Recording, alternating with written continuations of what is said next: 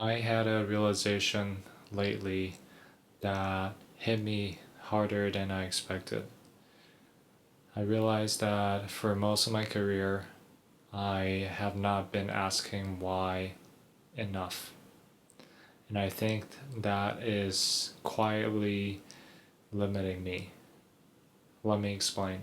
Not asking why actually looks like on a day to day goes like I would make sure the code runs and that it work and I move on. Or I would follow a documentation. I follow the steps. Maybe I troubleshoot the steps, but I make sure that it works and I move on. I would ask AI the code base, the syntax, how the methods and functions connect together. But I don't remember I asked much about why the design was in the first place and how the design choices, the implementation choices, and the trade off. And I just stopped at asking, I just stopped at seeing that it worked, and I never went a step further to understand why that it worked. I think I stopped asking why in the first place because of sprint pressure. I needed to close and finish the stories fast and move on.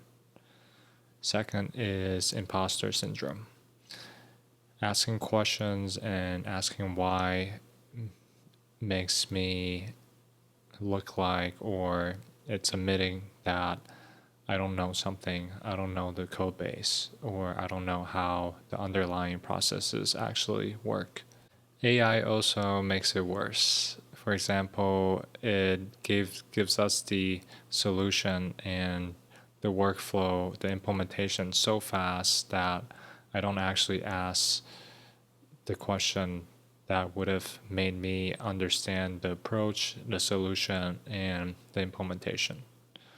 And I noticed that we are, as engineers, often get rewarded for things that work, but not for the things that I understand. Last video, I said that AI replaces the work where I don't know the why.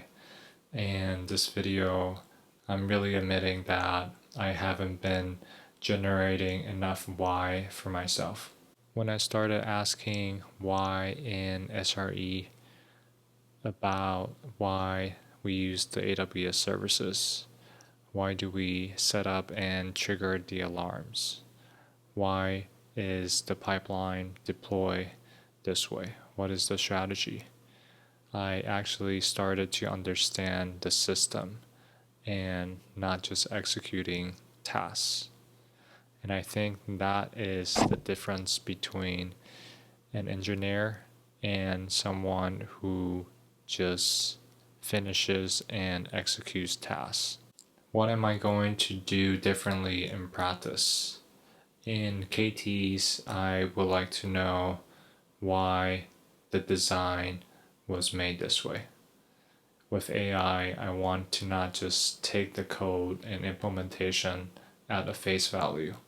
I want to understand the design architectural decision, the pattern that goes underneath.